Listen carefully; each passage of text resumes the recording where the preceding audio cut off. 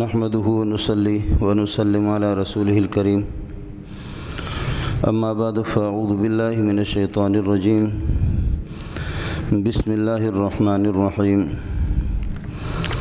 يا أيها الناس اتقوا ربكم الذي خلقكم من نفس واحدة وخلق منها زوجها وبث منهما رجالا كثيرا ونساء واتقوا الله الذي تساءلون به والأرحام إن الله كان عليكم رقيبا وآتوا اليتامى أموالهم ولا تتبدلوا الخبيث بالطيب ولا تأكلوا أموالهم إلى أموالكم إنه كان حوبا كبيرا وإن خفتم ألا تقسطوا في اليتامى فانكحوا ما طاب لكم من النساء مثنى وثلاث ورباع فإن خفتم ألا تعدلوا فواحدة أو ما ملكت أيمانكم ذلك أدنى ألا تعولوا وآتوا النساء صدقاتهن نحلة فإن طبن لكم عن شيء منه نفسا فكلوا هنيئا مريئا اللهم صل على محمد وعلى آل محمد كما صليت على إبراهيم وعلى آل إبراهيم إنك حميد مجيد اللهم بارك على محمد وعلى آل محمد كما باركت على إبراهيم وعلى آل إبراهيم إنك حميد مجيد انسان کو اللہ پاک نے بنایا ہے، اس کی تخلیق کی ہے اور نام اس کا انسان رکھا ہے۔ انسان انس سے ہے جس کا معنی تعلق اور جس کا معنی مانوس ہونا اور جس کا معنی محبت کے اور الفت کے ہے۔ انسان کو انسان اس لیے کہا جاتا ہے کہ انسان بھی ایک دوسرے سے مانوس ہوتے ہیں۔ انسان کو انسان اس لیے کہا جاتا ہے کہ اس کا اللہ سے تعلق ہونا چاہیے، رابطہ ہونا چاہیے۔ اسی بنیاد پر اس کا نام انسان ہے۔ پھر انسان کا تعلق اپنے ہم جنس انسانوں سے تعلق ہوتا ہے، عام دوستوں سے وہ تعلق اور مانوس ہونا الگ ہے۔ والد کے ساتھ اس کا تعلق ہے، والدین سے بھی مانوس ہے، والدہ کے ساتھ تعلق ہے۔ بہن بھائیوں کے ساتھ جو مانوس ہوتا ہے اس کی نوعیت الگ ہے، اور چچا اور پھوپھی، خالہ اور ماموں ان کے ساتھ تعلق ہوتا ہے، اس کا الگ تعلق ہے۔ آدم علیہ السلام کو جب اللہ پاک نے کائنات کے اندر پیدا فرمایا تو آدم علیہ السلام کو جب فرشتوں نے سجدہ کیا تو آدم علیہ السلام اکیلے، ظاہر ہے کہ آپ کا ہم جنس کوئی بھی موجود نہیں ہے، تو ایک بے چینی سی آپ کو رہتی تھی۔ جس مٹی سے، جس گارہ سے آدم علیہ السلام کو بنا کر کے فرشتوں کا مسجود بنایا گیا اور فرشتوں نے آپ کو سجدہ کیا، اسی مٹی سے اور اسی گارہ سے بچا ہوا جو زائد جو گارہ تھا اس سے حضرت حوا کو اللہ نے بنایا۔ یہ جوڑے آپس میں ہو گئے۔ پھر آدم علیہ السلام کا جوڑا اللہ پاک نے حضرت حوا کو جیسے پیدا کیا تو قرآن پاک کی زبان میں بیوی کو بھی کہتے ہیں زوج اور شوہر کو بھی کہتے ہیں زوج۔ باقی زبانوں میں ظاہر ہے کہ اردو کے اندر شوہر کے لیے الگ الفاظ ہے، بیوی کے لیے الگ الفاظ ہے۔ ہمارے بروہی میں، بلوچی میں، سندھی میں، پختو میں ہر ایک کے لیے الگ الگ الفاظ ہے۔ شوہر کے لیے الگ الفاظ ہے، بیوی کے لیے الگ الفاظ ہیں۔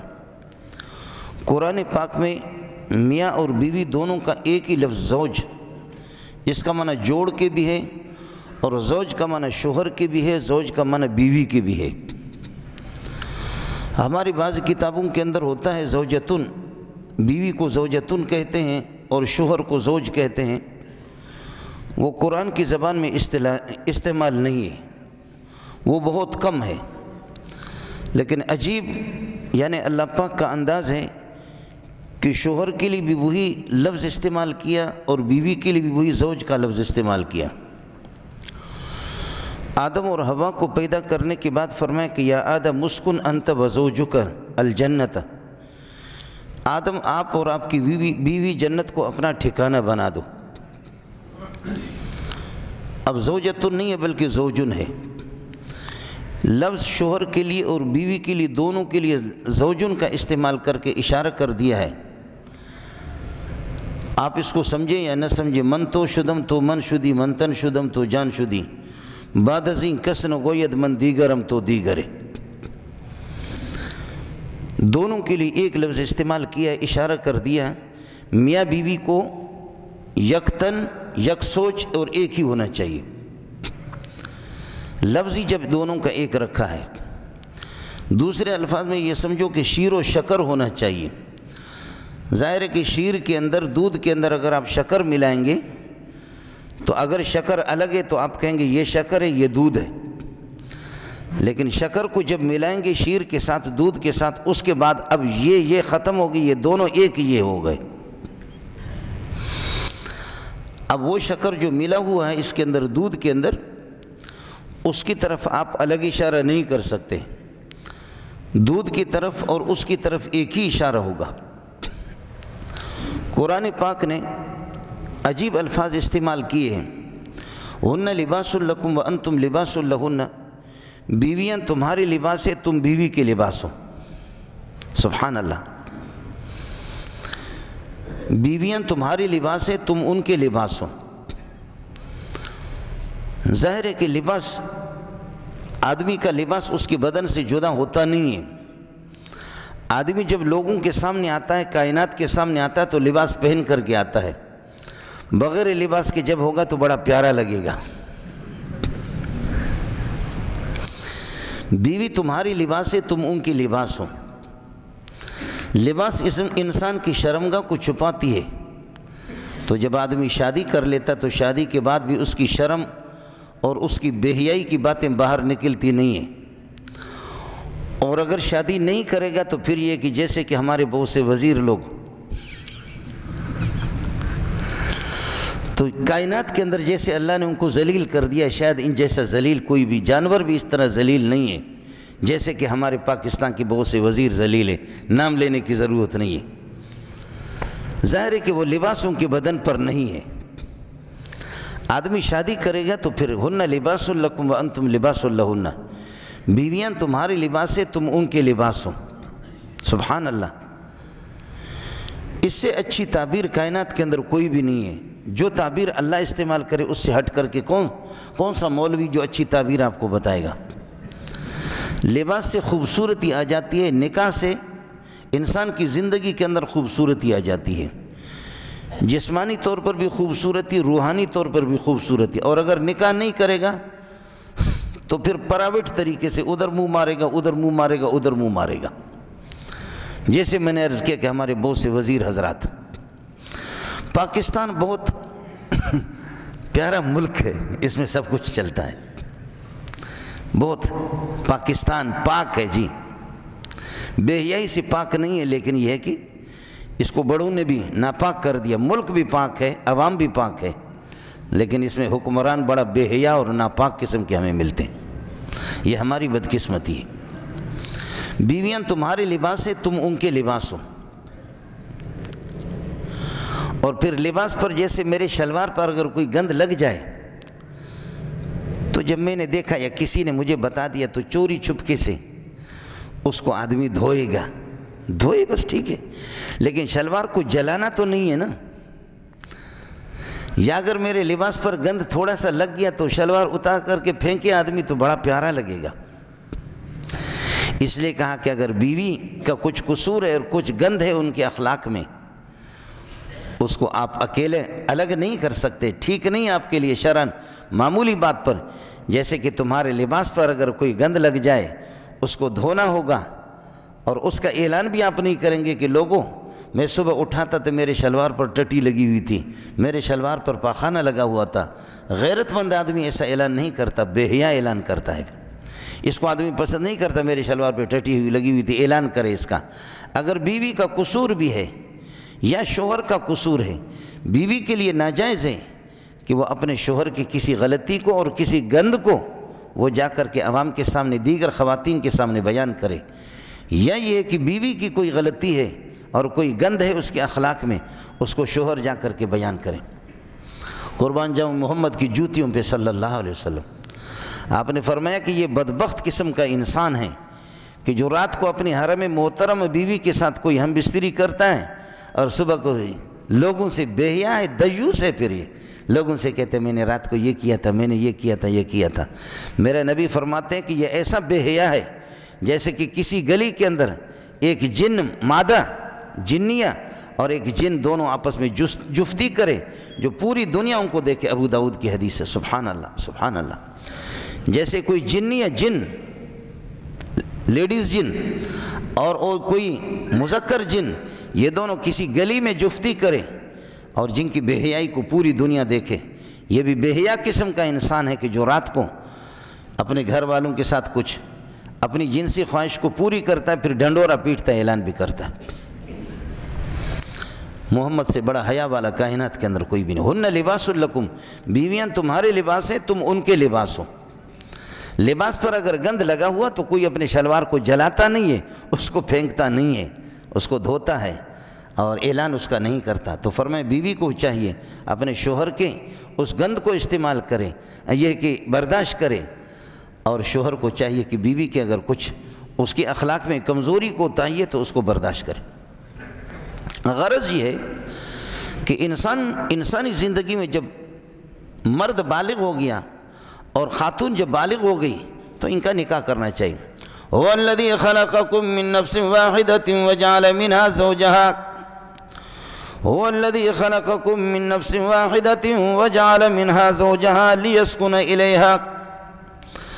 اللہ نے تمہیں نفس ناطقہ آدم سے پیدا کیا ہے۔ آدم مٹی سے پیدا اور اسی مٹی سے بچے ہوئے غارہ سے اس کی بیوی کو پیدا کر دیا، لیسکن الیہا، تاکہ آدم کو سکون حاصل ہو جائے۔ سبحان اللہ۔ جنت میں میاں بیوی بھی رہ رہے، جنت کی ساری نعمتیں ہیں، لیکن وہاں بھی جنت میں بھی بیوی کی ضرورت ہے۔ یا آدم اسکن انت وزوجک الجنت، آدم تو اور تیری بیوی جنت کو ٹھکانہ بنا لے۔ دنیا میں بھی بیوی اور جنت میں بھی، یا آدم اسکن انت وزوجک، جنت کو ٹھکانہ بنا دے اپنا تو اور تیری بیوی۔ اللہ کی ساری نعمتیں، ساری کائنات ہیں، انبیاء کی زیارت بھی ہوگی، اللہ کی دیدار بھی ہوگا، لیکن ادھر بیوی بھی ہے۔ لیسکن الیہا، تاکہ سکون حاصل ہو جائے اس سے۔ اس لیے نکاح کا جو طریقہ ہے، میرے نبی نے فرمایا النکاح من سنن المرسلین، یہ انبیاء کی سنت ہے، پورے 1.25 لاکھ انبیاء جو گزرے ہیں۔ النکاح من سنن المرسلین، النکاح من سنتی، نکاح میرا طریقہ ہے، میرا دین ہے، میرے سنت ہے۔ وقال علیہ الصلوۃ والسلام فمن رغب عن سنتی فلیس منی، جو میرے سنت سے انکار کرے گا، روگردانی کرے گا، فلیس منی، وہ میرے طریقے پر نہیں ہے۔ پھر نکاح کا طریقہ میرے نبی نے بتا بھی دیا کہ کس قسم کی بیوی کا انتخاب کریں، آدمی کس قسم کی بیوی کا انتخاب کرے اور شوہر کا کس قسم کا انتخاب ہو جائے۔ اذا خطب الیکم من ترضون دینہ وخلقہ فزوجوہ، جب آپ کو آپ کی بیٹی کا اور آپ کی کسی بہن کا رشتہ اگر کوئی انسان مانگ رہا ہے، آپ اس کے دینداری سے، اخلاق سے بھی راضی ہے۔ اذا خطب الیکم من ترضون دینہ، اس کے دین، اس کی نشست و برخاست، اس کی اخلاق، اس کی انسانیت آپ کے سامنے، فزوجوہ، اس کو نکاح کرا دو بابا۔ وَإِلَّا تَفْعَلُوا تَكُنْ فِتْنَةٌ فِي الْأَرْضِ وَفَسَادٌ عَرِيضٌ، اور اگر اس طرح نہیں کرو گے، خواتین کی نکاح نہیں کراؤ گے، یا بچے آپ کے بیٹے بڑے ہو جائیں گے ان کا نکاح نہیں کرائیں گے، تو فساد کبیر، پھر کائنات کے اندر فساد ہی فساد ہوگا، جیسے کہ ہندوستان میں بھی ہو رہا ہے، پاکستان میں بھی ہو رہا ہے، سعودیہ میں بھی ہو رہا ہے، جہاں پوری دنیا کے اندر کافروں سے تو کوئی گلہ نہیں ہے، گلہ تو اپنے مسلمانوں سے ہے۔ اذا خطب الیکم من ترضون دینہ وخلقہ، جس کی دینداری، جس کے اخلاق سے آپ راضی ہے، نکاح کرا دیں۔ وَإِلَّا تَفْعَلُوا، کب تک بیٹی کو یہ کہ بٹھا کر کے، بڈھی 70 سال کے ہو گئے، بچے اس کی کوئی 30 سال کا بیٹا ہے، بیٹی بھی 30 سال 35 سال کے، ان کا نکاح نہیں کرا رہے، عشاء کے بعد ان کو الگ کمرے میں سلا رہا۔ پہلی غلطی یہ ہے کہ بیٹا اور بیٹیاں بالغ ہونے کے بعد ایک کمرے میں ان کو سلا دینا، یہ بھی ٹھیک نہیں۔ ایک ساتھ صلح دینا قریب میں یہ بھی ٹھیک نہیں ہے۔ وَفَرِّقُوا بَيْنَهُمْ فِي الْمَضَاجِعِ إِذَا كَانُوا 10 سِنِينَ مُرُوهُمْ بِالصَّلَاةِ وَهُمْ أَبْنَاءُ 7 سِنِينَ، ابو داؤد کی حدیث ہے۔ تمہارے بچے اگر 7 سال کے ہو جائیں تو فرمائیں کہ ان کو نمازی بنا دو۔ نماز ان پر فرض نہیں ہے، نماز ان کی نفلی ہے، لیکن ان کو عادت ابھی سے عادت ڈال دو۔ یہ آپ سے میں کہہ رہا ہوں، آپ میرے لیے بھی دعا کریں، اللہ مولوی کے اولاد کو بھی نمازی بنا دے۔ ہماری تقریریں تو لمبی لمبی ہوتی ہے، لیکن مولوی صاحب کے اپنے گھر میں بھی جنازہ نکل چکا ہے دین کا، سارا مسئلہ خرابی یہیں سے ہے۔ مروہم بالصلاۃ وہم ابناء 7 سنین، 7 سال کے ہو جائیں ان کو نمازی بنا دو۔ وفرقوا بینہم فی المضاجع اذا کانوا 10 سنین، 10 سال کے اگر بچے ہوں تو ان کے بستر اکٹھے نہ کرو، 2 لڑکوں کے بستر بھی اکٹھے نہ کرو، 2 بھائیوں کی، بھائی اور بہن دونوں کو ایک ساتھ سلا رہے، اور خود ابا اور امی جا کر کے کسی ابا اور امی جا کر کے کسی کمرے میں الگ دروازے بند کر رہے، اعتکاف میں بیٹھ رہے۔ یہ کیا اعتکاف کریں گے؟ مراقبہ کریں گے؟ سب کو پتہ ہے، بچوں کو پتہ ہے، بالغ کی بغیرت قسم کا ابا جو ہمارا نکاح ابھی تک نہیں کرا رہا ہے، وہ بڈھا 70 سال کی عمر میں اب بھی جا کر کے یہ ہے کہ کرکٹ کھیلتا ہے اور میچ کھیلتا ہے۔ وہ جانتا بھی ہے کہ اب بھی یہ ظاہر ہے کہ جا کر کے اعتکاف میں تو بیٹھا ہوا نہیں ہے، اللہ اللہ نہیں کر رہا، وہاں ٹھک ٹھک کر رہا ہے۔ کوئی اللہ اللہ نہیں کرے گا، ٹھک ٹھک کرے گا۔ یہ اخلاق سکھائیں۔ نکاح یہ آپ نے بتایا کہ اذا خطب الیکم من ترضون دینہ وخلقہ، شوہر کے بھی اخلاق بتا دیے، بیوی کی بھی۔ تنکح الاربعۃ، تنکح المرأۃ لاربع، لحسبها وجمالها ودینها، لحسبها وجمالها ومالها ودینها، فاظفر بذات الدین تربت یداک۔ حسب و نسب کو بھی دیکھ لو، حسن و جمال بھی انسان ظاہر کی یہ چیزیں بھی ہوتی ہیں۔ فرمایا کہ صحابی نے کہا کہ میں نے شادی کی ہے، فرمایا کہ انصار سے کیے، اگر انصار سے کیے، انصار کے بعض قبائل میں ان کی آنکھوں کے اندر کچھ عیب ہوتا ہے، فرمایا فَإِنَّ فِي أَعْيُنِ الْأَنصَارِ شَيْئًا، ان کی آنکھیں کچھ ڈوبی ہوئی ہوتی ہے یا ٹھیڑی ہو جاتی ہے۔ بیوی کا انتخاب کر لو، انتخاب کر لیں۔ ہر ایک آدمی کو پتہ بھی ہوتا ہے کہ نا کہ کم از کم اپنی بیٹی کے لیے اور اپنی بہن کے لیے کس کا انتخاب کر رہا ہوں۔ حسب اور جمال کو بھی، مرد کو بھی بتایا کہ جب اگر اس کو نکاح کرنا ہے تو یہ ہے کہ اپنی مخطوبہ جس سے نکاح کرنا ہے، منگیتر، اس کو نکاح سے پہلے اس کو دیکھ لے۔ یہ شرعاً اس کا حق ہے۔ دیکھنے کا مطلب نہیں ہے کہ ایک کمرے میں ان کو بٹھا دو، دروازہ بند کر دو کہ ایک دوسرے کو دیکھ لے۔ ایسے چلتے چلتے اس کو دیکھے اور اس سے بات کرے، یہ شرعی اس کا حق ہے۔ جی ہاں، یہ دیکھ سکتا ہے۔ اور وَذَلِكَ أَحْرَىٰ أَن يُودَمَ بَيْنَكُمَا، یہ اس لائق ہے کہ میاں بیوی جب ایک دوسرے کو دیکھیں گے اور اس کے اخلاق کو بھی، اس کی نشست و برخاست کو دیکھے گا، تو پھر یہ کہ انشاءاللہ محبت ان میں بڑھے گی۔ یہ طریقہ عورتوں کے لیے بھی بتایا، فرمایا کہ عورت میں بھی اگر صحابی کو بتایا کہ دیکھو حسب و نسب کو دیکھو، جمال کو بھی دیکھو، مال کو بھی دیکھو، لیکن فَاظْفَرْ بِذَاتِ الدِّینِ تَرِبَتْ یَدَاک، ان سب سے زیادہ اہمیت والی چیز ہے وہ دینداری ہے، دینداری کو دیکھ لو۔ اپنی بچی کو کسی کو دے رہے ہیں، اس کے بزنس کو دیکھ رہے ہیں، ایک دونوں کی دینداری، دونوں کے اخلاق، دونوں کے حسب و نسب، اس کو دیکھ لو۔ اصل چیز دینداری ہے۔ بیٹی کے لیے انتخاب کیا، اللہ آپ کا بھلا کرے، کسی ایسے بغیرت کا کہ جس نے کبھی قرآن کو دیکھا بھی نہیں، کسی ایسے ذلیل اور گھٹیا قسم کا اس کا انتخاب کیا کہ جس کا کلمہ بھی صحیح نہیں ہے، ایسے ظالم اور خدا کے باغی کا انتخاب کیا جس کی زندگی، اللہ آپ کا بھلا کرے، کالج میں بڑی ہے۔ کالج کے مخالف نہیں ہوں، میں بھی کالج میں پڑھ چکا ہوں، لیکن کالج سے ایمان بنتا نہیں ہے، کالج میں ایمان کو فالج لگتا ہے،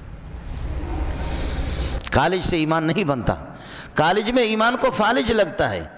ایمان بنے گا تبلیغی جماعت کے ساتھ جانے سے بنے گا، ایمان بنے گا اللہ والوں کے پاس بنے گا، ایمان بنے گا جب قرآن سنو گے تو ایمان بنے گا، ایمان بنے گا جا کر قرآن والوں کو دیکھو گے پھر ایمان بنے گا۔ ایمان کی کتاب یہ ہے، ذالک الکتاب لا ریب فیہ ھدی للمتقین۔ اسی سے مولویوں کی کمزوریاں بھی ہے، کوتاہیاں بھی ہے، یہ سب کچھ پھر بھی جتنی بھی کمزوری کوتاہی بھی ہو، کالج والے سے پھر بھی کروڑوں مرتبہ بہتر ہے۔ میں خود کالج میں پی ایچ ڈی ڈاکٹر ہوں، کوئی ناراض نہ ہو جائے۔ کالج سے ایمان کو فالج تو لگتا ہے، کالج سے ایمان بنتا نہیں۔ مارکیٹ سے ایمان نہیں بنتا۔ ایمان ہے کیا، ایمان کی حقیقت کیا ہے، ایمان کی تفصیلات کیا ہیں، یہ سارے کے سارے ان کھنڈرات میں اور ان جھوپڑیوں کے اندر اور تبلیغ والوں کے بسترے میں آپ کو یہ ساری تفصیلیں ملیں گے، جو اٹھا کر کے کریے بستی بستی چپے چپے میں جو ذلیل ہو رہے ہیں۔ ایمان وہیں سے بنتا ہے، ایمان علماء کے پاس جا کر کے بنتا ہے۔ فرمایا کہ فَاظْفَرْ بِذَاتِ الدِّينِ تَرِبَتْ يَدَاكَ، دیندار کو بھی دیکھ لو۔ ایسی لڑکی کا انتخاب کیا کہ واہ واہ، اس لڑکی کے 50 سے پہلے تعلقات ہیں، اور ایسے شوہر کا اپنی بیٹی کے لیے انتخاب کیا کہ جو بغیرت 50 مرتبہ پہلے بھی منہ ماری کر چکا، ادھر بھی منہ مارا، ادھر بھی منہ مارا، ادھر بھی منہ مارا۔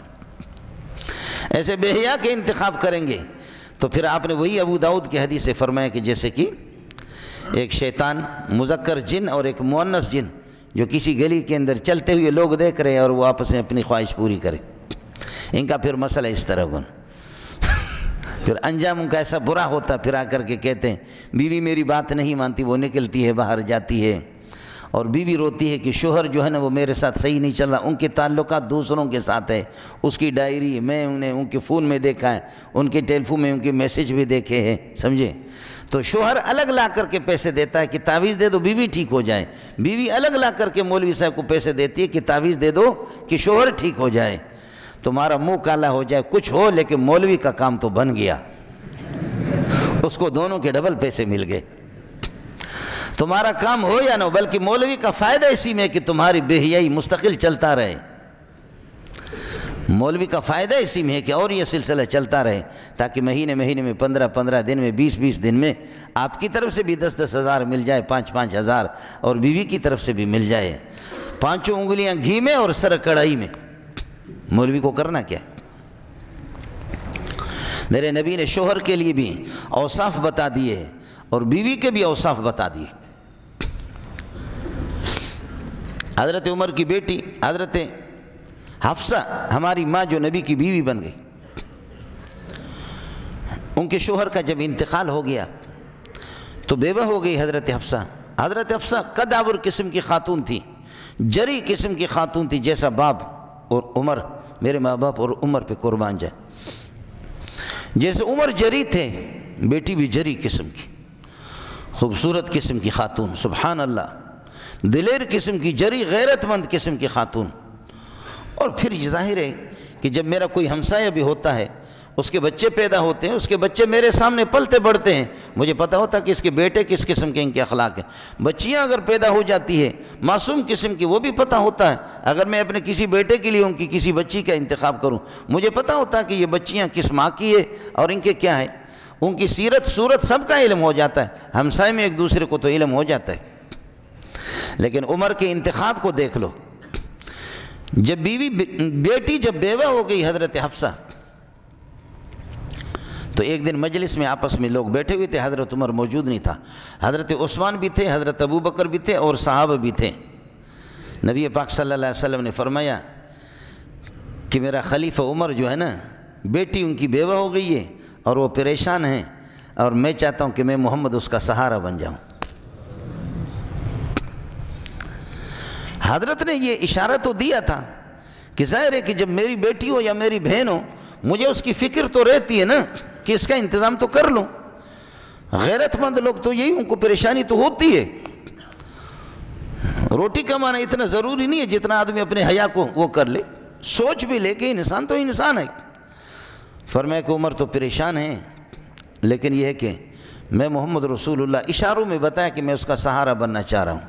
حضرت عمر کو پتہ ہی نہیں ہے کہ میری بیٹی حفصہ کی قسمت کا سودا ہو چکا ہے،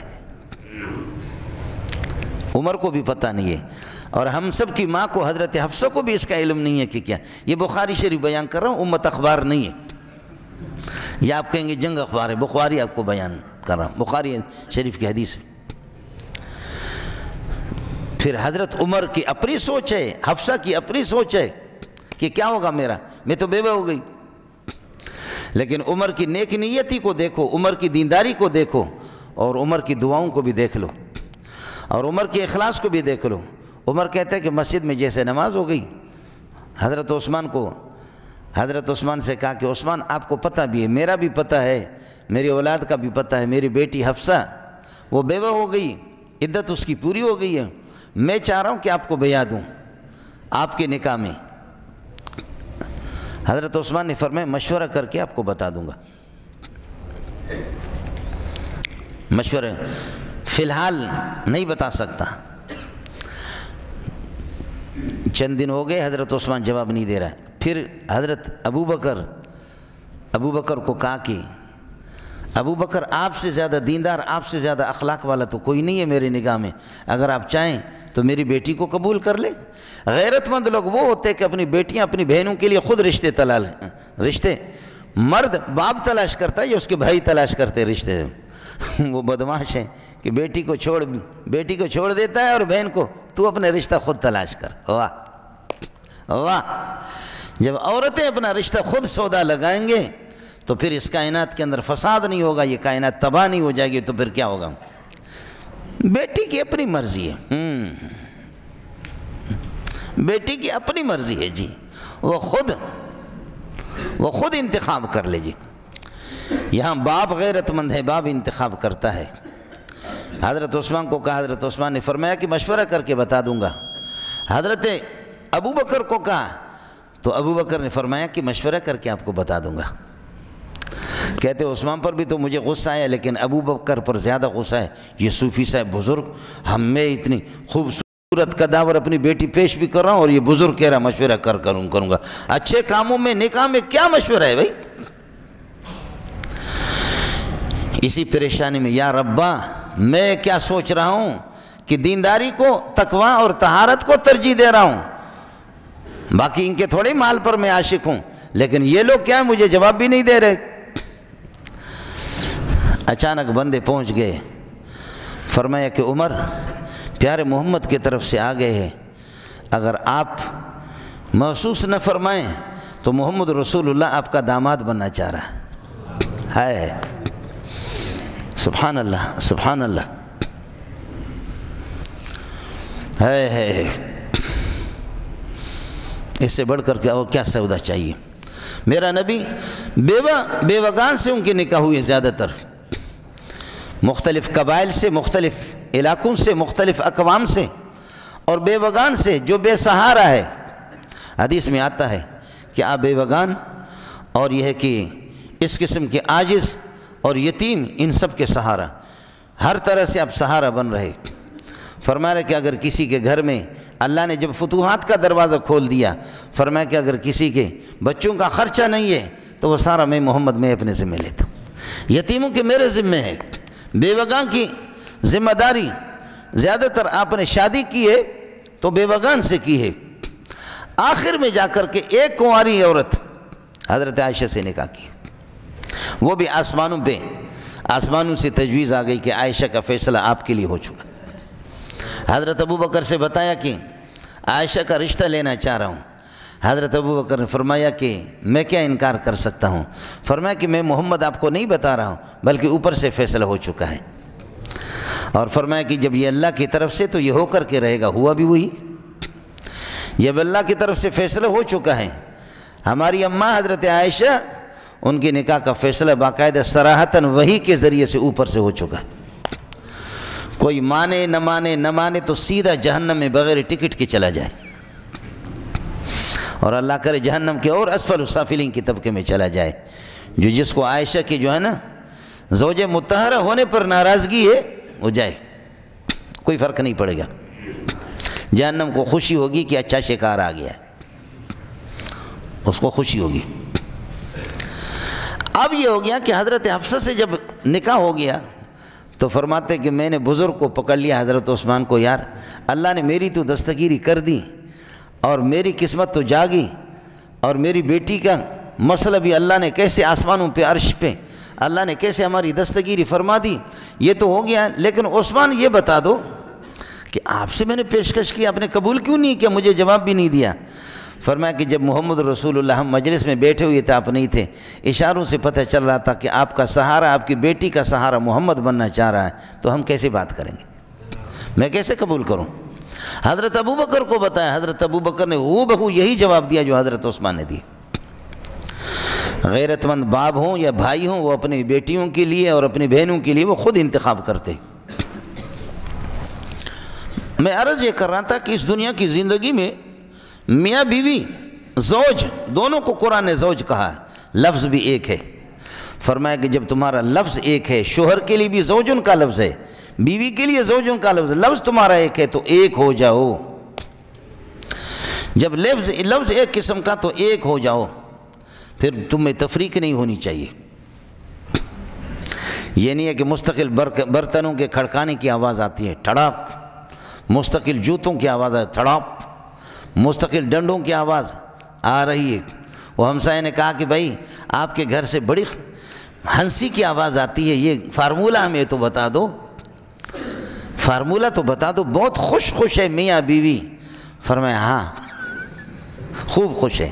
وہ خوشی کیا ہے وہ ہمیں بتا دو۔ کہا کہ بیوی جوتا سیدھا میرے پیشانے پہ مارتی، میں اس طرح ہو جاتا ہوں، وہ دیوار میں جب جوتا لگ جاتا ہے تو میں ناچتا ہوں، چیختا ہوں، چلاتا ہوں اور ہنستا ہوں۔ دیکھا شرمندہ ہو گئی، نہیں لگا نہیں لگا نہیں لگا، دیکھا نا جوتا نہیں لگا، میں ہنستا ہوں پھر خوشی کرتا ہوں۔ اور جب میرے پیشانے پہ جب جوتا لگ جاتا ہے یا میرے سینے پہ لگ جاتا ہے تو وہ ناچتی ہے، دیکھا کیسے لگا۔ تو ہمارے گھر میں یہ ہے کہ اس طرح خوشی ہے، 24 گھنٹے جو ہے نا وہ ہنستے رہتے۔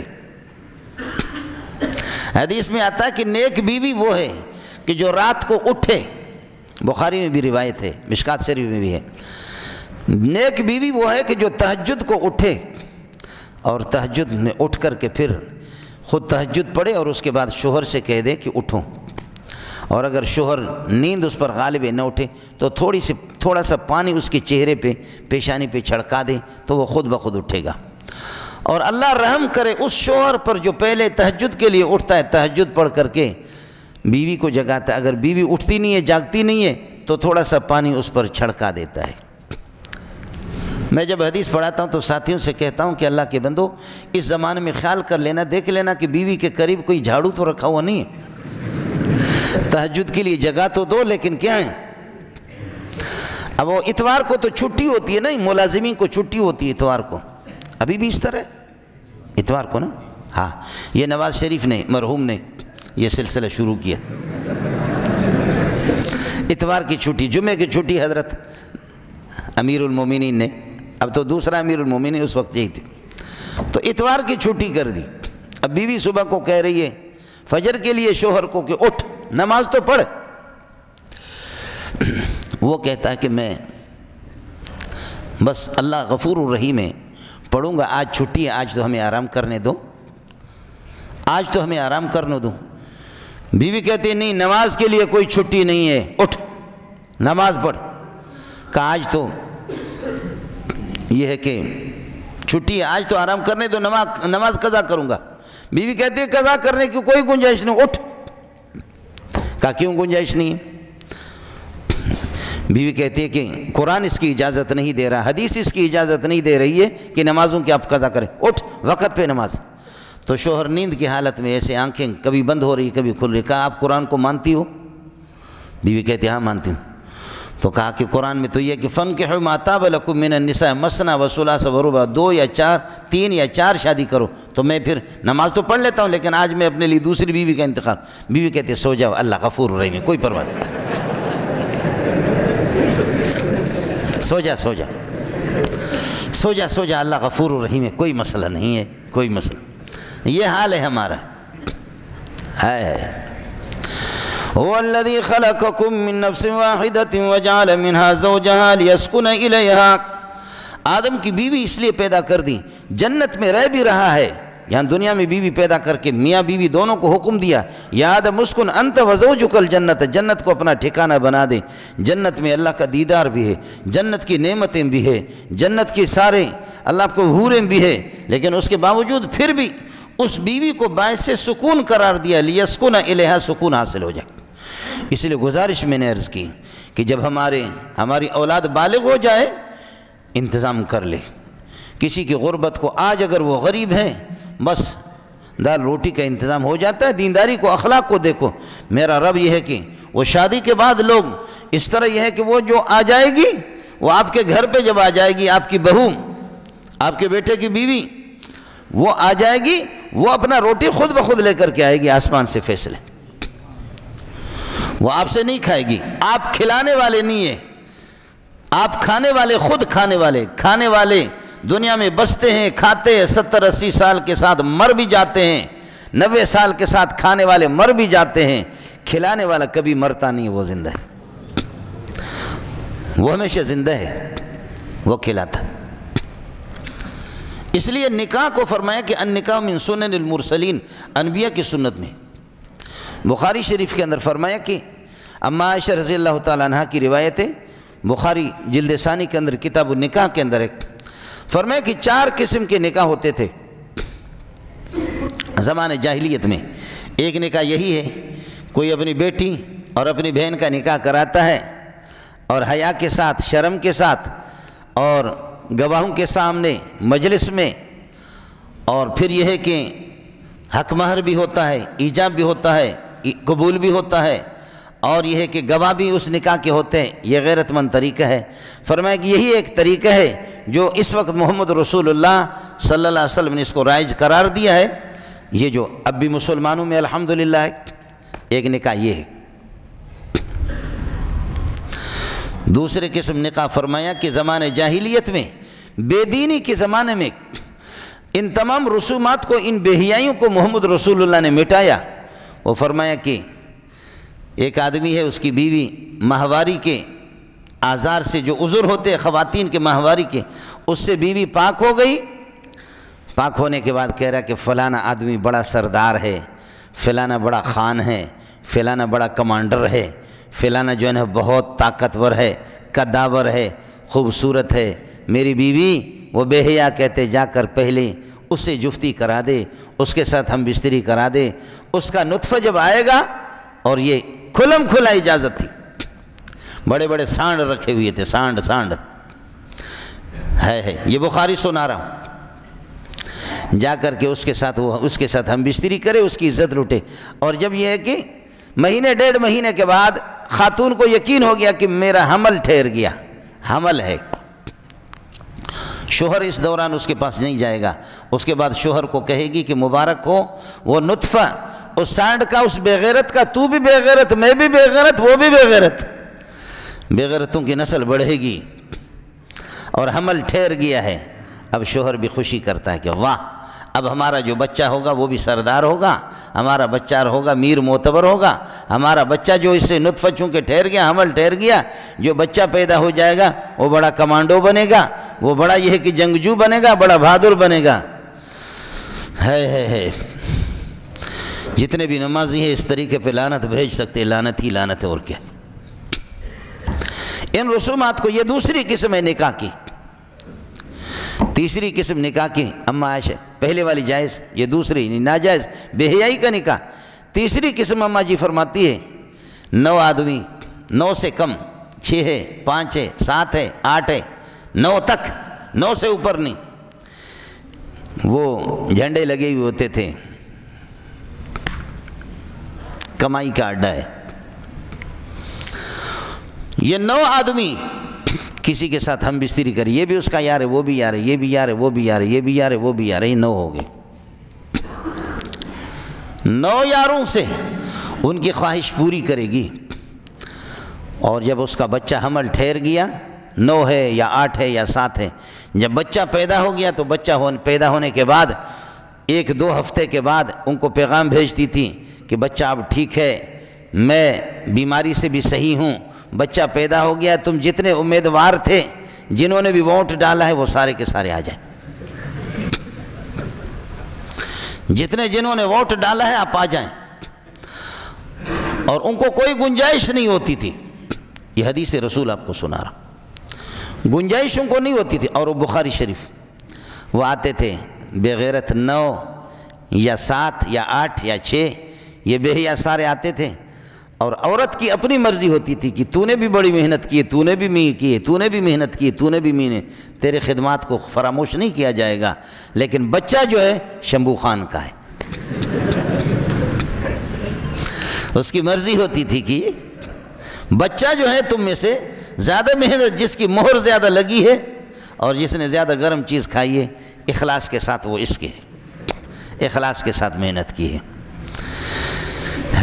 یہ آپ تو چونکہ ایماندار ہے اور ان بغیرتی قسم کے ان باتوں پر آپ کو تعجب بھی ہوتا ہے، نفرت بھی ہوتی ہے، اور آپ کے دل میں کہ پروردگار یہ کیا طریقہ ہے، لیکن یہ ہے کہ ملک میں کوشش ہوتی ہے، مستقل کوشش، باہر کی دنیا بے حیاؤں کی کوشش یہی ہے کہ جہاں جہاں مسلمان بسے یہ طریقہ ہمارے زمانے جاہلیت کے کفر کے تھے وہ اب بھی رائج ہو جائے۔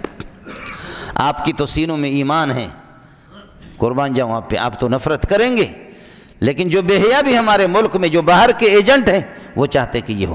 یہ تیسری قسم کی نکاح تھی جس میں 8-9 آدمی کو بلا کر کے خود خاتون تسمی احدم منہم، ان میں سے کسی کا نام لے گی کہ تو محنت سب نے کی ہے لیکن تو نے اخلاص سے محنت کی۔ اور چوتھی قسم کی نکاح اس میں 8-9 نہیں ہوتے تھے، اس میں تو جتنا بھی جو بھی کرے محنت، گھروں پہ جھنڈے لگے ہوتے تھے کہ یہ وہ کہبے خانے ہیں، یہ کہبہ خانے اور یہ بے حیائی کے مراکز ہیں، جو بھی آئے یہاں سے مایوس ہو کر کے نہ جائے، جو بھی آئے فیس دے دے اور یہ ہے کہ ووٹ ڈال کر کے چلا جائے۔ وہ 15 بھی ہے، وہ 20 بھی ہے، وہ 100 بھی ہے، کتنے بھی ہے۔ اور جب بچہ پیدا ہوتا تھا تو خاتون پیغام بھیجتی تھی کہ آ جائیں وہ سارے امیدوار جنہوں نے محنت کی ہے، وہ سارے کے سارے آ جاتے تھے۔ پھر کسی پیراٹو کو، ہم لوگ سندھی لوگ اور ہم لوگ پیراٹو کہتے ہیں، وہ جو چوری کرتا ہے چلا جاتا ہے تو اس کے پاؤں کے نقشوں کو دیکھ کر کے لے جاتے ہیں، یا یہ کہ شکل سے پہچانتے ہیں، جانوروں کو بھی انسانوں کو ماہر ہوتے ہیں، ہمارے بلوچوں میں، سندھیوں میں بھی، پٹھانوں میں بھی بڑے۔ تو کسی قیافہ شناس جو قیافہ جانتا ہے تو اس کو بلاتے ہیں کہ یہ سب نے محنت کی ہے، یہ 100 ہے یا 50 ہے یا 20 ہے، بتاؤ یہ بچہ ہے اور یہ لوگ ہے، یہ بچہ ہے، یہ ہے۔ ہمارے ملک میں فی الحال ڈی این اے ٹیسٹ تو وہ خاتون کچھ نہیں کہتی تھی، وہ قیافہ شناس بچے کے ناک کو دیکھتا ہے، ان سب کی ناکوں کو دیکھتا ہے، بچے کی آنکھوں کو دیکھتا ہے، ان کی آنکھوں کو دیکھتا ہے، بچے کی پیشانی کو دیکھتا ہے، ان کی پیشانی کو، پھر وہ مبارکباد دیتا ہے کہ جناب آپ کا نشانہ صحیح لگ گیا ہے، یہ آپ کا، اس پوری مجلس میں سے۔ یہ وہ بے حیائی کے طریقے ہیں جو میں نے آپ سے عرض کر دیا۔ کتاب النکاح میں 4 قسم کی نکاحوں میں سے صرف پہلی قسم کی نکاح کی اجازت تھی، اس کی اجازت رسول پاک صلی اللہ علیہ وسلم نے دی ہے، جو مسلمانوں میں دین میں اس کی اجازت ہے، شریعت میں اس کی اجازت ہے۔ باقی 3 طریقے لعنت والے ہیں، 3 طریقے۔ اور ہمارے ملک میں بھی ابھی وکیل، تعلیم یافتہ، گریجویٹ عورتیں وہ بھی کہتی ہے کہ مرد جب 4 شادیاں کر سکتا ہے تو ہم 4 شوہر کیوں نہیں رکھ سکتے؟ پاکستان زندہ باد، پاکستان پائیدہ باد۔ هو الذي خلقكم من نفس واحدة وجعل منها زوجها ليسكن إليها۔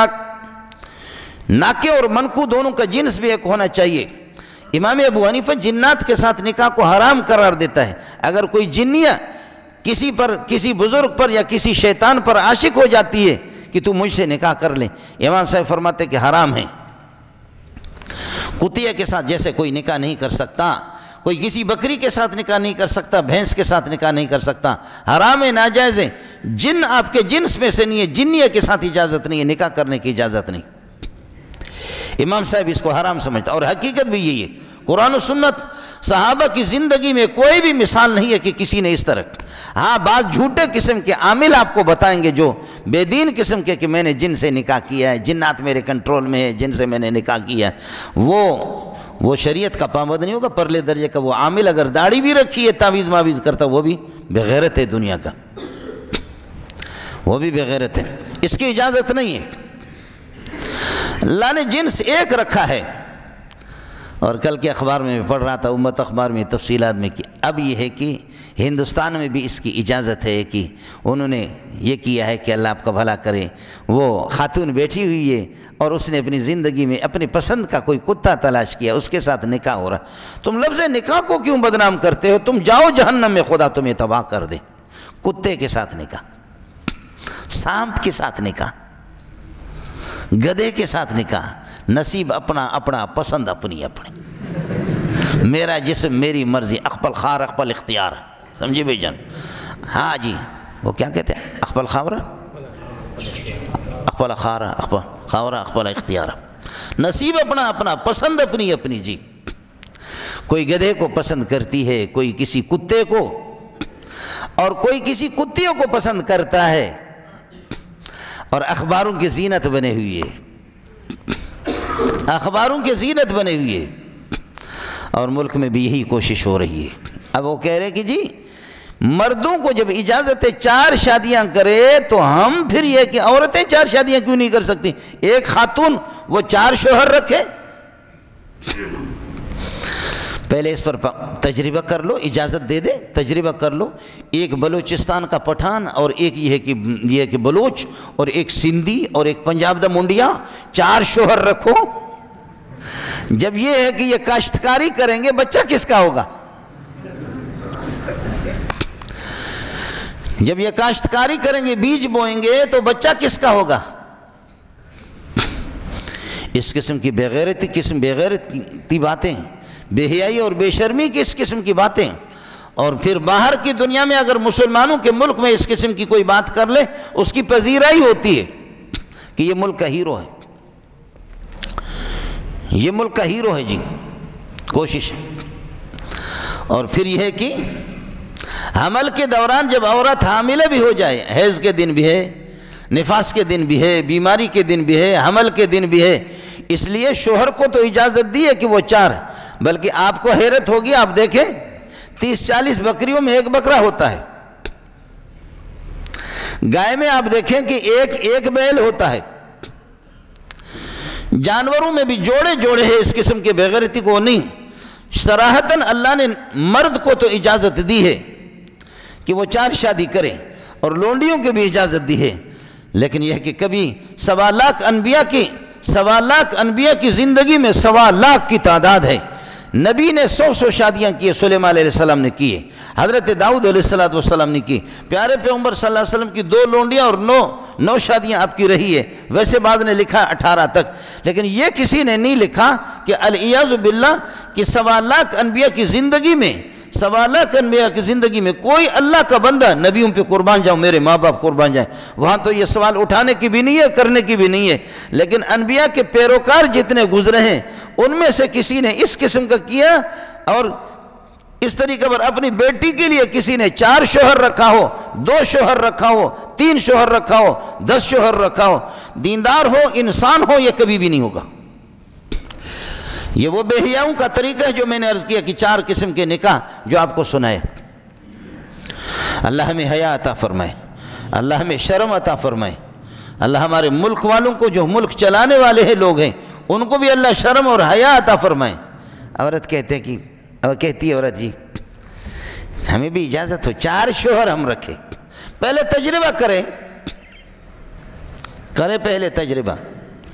پٹھان، بلوچ، سندھی، پنجابی مانو، منڈیا 4 شوہر رکھے، اور پھر یہ ہے کہ اللہ آپ کا بھلا کریے کہ ایک افغانستان کا، ایک بلوچستان کا، ایک پنجاب کا اور ایک خیبر پختون کا ہو، بیوی کس کے پاس رہے گی؟ بیوی تو ایک ہے، شوہر 4 ہے، اور دن کیسے تقسیم کریں گے؟ حیض والے دن کسی کو دیں گے؟ نفاس والے دن میں کسی کے اس میں نفاس آ گیا، حیض آ گئی، بیماری، اس کا کیا ہوگا؟ اس قسم کی بے حیائی کی باتیں ہمارے ملک کے اندر بھی ہو رہی۔ اللہ اکبر، اللہ اکبر۔ میرے نبی نے فرمایا کہ الایمان بضع و 60 شعبۃ، الایمان بضع و 70 شعبۃ، ایمان کے 70 شاخیں ہیں، لیکن ایک اہم شاخ ایمان کی فرمایا الحیاء شعبۃ من الایمان، حیا بھی ایمان کا شعبہ ہے، شرم بھی ایمان کا شعبہ ہے۔ ہمارے ملک میں اب یہی کوشش ہو رہی ہے کہ حیا اور شرم کو ختم کیا جائے، اور پھر شوہر کو تو اجازت ہے۔ عورت اللہ آپ کا بھلا کریے کہ اب ایک عورت ہے 4 شوہر اس نے رکھا ہے، 4 شوہر رکھا، اور وہ تو ہو گئے کنڈموں کے شوہروں کی اجازت اور ہوگی نہیں ہوگی۔ عورت تو 45 سال کے بعد بچہ جنم دینا ختم، مرد تو 70 سال تک اس کی مردانگی رہتی، اس سے زیادہ بھی رہتی، اس لیے مرد طاقت کے مالک ہے، اس کو اس کی اجازت ہے کہ وہ زیادہ شادیاں کریں، لیکن عورت کو اس کی اجازت، پھر عورتوں کا تناسب زیادہ ہے، ہمیشہ یہی رہا ہے، حتیٰ یکون ل50 امرأة قیم واحد، آخر میں یہ ہوگا کہ ایک مرد ہوگا 50 عورتیں ہوں گے۔ آپ کے ملک میں بھی ابھی قانون پاس ہو گیا کہ اگر دوسری شادی کرے، تیسری کرے، چوتھی کرے تو بیوی سے اجازت لے لے۔ وہ کون سی بیوی ہوگی جو اجازت دے گی کہ میرے لیے دوسری سوکھن لائے؟ وہ جج نے بلایا، ہمارے کسی بندے کو بلایا، کہا کہ آپ نے ملک کا قانون یہ ہے، ابھی جیسے کہ پاس ہو گیا، مبارک ہو آپ لوگوں کو، آپ کے ملک میں ایسے ایسے مولوی بھی وہاں ایسے الو کے پٹے بیٹھی ہو زر خرید کہ ان کو کچھ بھی خدا کی قسم قرآن سنت کا کوئی پتہ نہیں ہے، کہتے کہ بیوی سے اجازت، پہلی والی بیوی سے اجازت دے، وہ کون سی بیوی ہوگی جو اجازت دے گی کہ میرے لیے دوسری، تیسری، چوتھی سوکن تلاش کر کے میرے لیے لاؤ؟ جج نے بلایا، کہا کہ آپ نے دوسری شادی کی ہے؟ کہا کہ ہاں تو کی ہے۔ کہا کہ کس قانون کے تحت؟ ملک کا قانون اس کی اجازت نہیں دے رہا، پاکستان اس کی اجازت نہیں دے رہا، آپ نے کس قانون کے تحت بیوی سے اجازت لی؟ بیوی تو کہہ رہی ہے کہ مجھ سے اجازت نہیں لی، آپ نے کس طرح، کس قانون کے تحت؟ تو وہ بھی تھا، اس نے کہا کہ اللہ کے قانون میں اجازت ہے، 2 کرو، 3 کرو، 4 کرو، اللہ کے قانون کے۔ تو جج نے سب کو کہا تم لوگ نکل جاؤ، اس کو میں ٹھیک کر لیتا ہوں، سب کو نکال دیا۔ دروازہ بند کر کے جج نے کہا کہ یار انشاءاللہ آپ کا کیس ڈسمس کرتا ہوں، شکر ہے میری اپنی بھی 2 ہے۔ آپ نے بات تو بڑی اچھی کی کہ کسی قانون میں اس کی اجازت، ملک کا قانون، الٹا قسم کا قانون اور فضول قسم کا قانون اس کی اجازت دے یا نہ دے۔ اللہ نے جب اجازت دی تو اس نے کہا کہ میں نے کی، جج نے کہا میرے اپنے بھی 2 ہے۔ جج نے اس لیے بھائی جاؤ مزے کرو، تیسری بھی کرو، چوتھی بھی کرو، کوئی مسئلہ نہیں ہے اس قسم کا۔ تمہارے اس قسم کے قوانین کو جو قرآن و سنت کے خلاف تم قانون بنا دو، جوتے کے نوک پہ لگا دیں گے ان کو، اس قسم کا قانون نہیں ہوگا۔ اور ابھی بھی آئے تھے ٹیلی ویژن والے، مجھ سے پوچھ رہے تھے، اللہ آپ کا بھلا کریے، کہ یہ 3-4 شادیاں ہمارے ملک میں 35 سال 40 سال عورتوں کو رکھا گیا ہے، دوسری پہ نہیں دیں گے، تیسری پہ نہیں دیں گے، چوتھی پہ نہیں دیں گے۔ بابا اگر انسان ہے تو شادیاں نہیں کرا رہے، اور جب تک پراپرٹی اور جائیداد نہیں ہوگی کوئی بے دین قسم کا، اس بے دین سے اللہ آپ کا بھلا کریے کہ اس بے دین کے تلاش میں دوسری پہ کرا دو، تیسری کرا دو، آخر ہماری بہنیں، ہماری بیٹیاں کیا کریں؟ سعودیہ کا حال کیا ہے، جا کر کے دیکھ تو لو، 20-25 لاکھ خواتین، پٹھان ان سے شادی نہیں کر سکتا، بلوچ ان سے نہیں کر سکتا، کسی کو بھی اجازت نہیں ہے، اجمی شادی نہیں کر سکتا، خود عربوں کا رخ ان کی نگاہ لگی ہوئی نیو یارک پہ لگی ہوئی ہے، امریکہ پر لگی ہوئی، گوری جو نیلی ان کی آتے ہیں، کتیا کی طرح جو آنکھیں ان کی ہوتی ہے، عرب خود اس طرف دیکھ رہے ہیں، اور ہماری بہنیں اور بیٹیاں سعودیہ کے اندر، پوری دنیا کے اندر اسی طریقے پر۔ کچھ تو خدا کا خوف کرے کہ اس گھر میں ہوگا کیا، اس گھر پہ کتنی لعنتیں برستی ہوں گی کہ جہاں پر بیٹیاں اور بہنیں بیٹھی ہوئی ہے۔ اس وجہ سے فرمایا النکاح من سنن المرسلین، النکاح من سنتی، وقال علیہ الصلوۃ والسلام فمن رغب عن سنتی فلیس منی۔ اس لیے میرے بھائی اس سنت کو اللہ ہمیں حیا بھی عطا فرمائے، شرم بھی عطا فرمائے۔ میں عرض یہ کر رہا تھا کہ جب بیٹیاں بہنیں ہماری بالغ ہو گئی، للہ فی اللہ اپنے گھر سے مناسب رشتہ کر کے ان کو رخصت کرا دو۔ اللہ حامی ہو۔ آخر دعوانا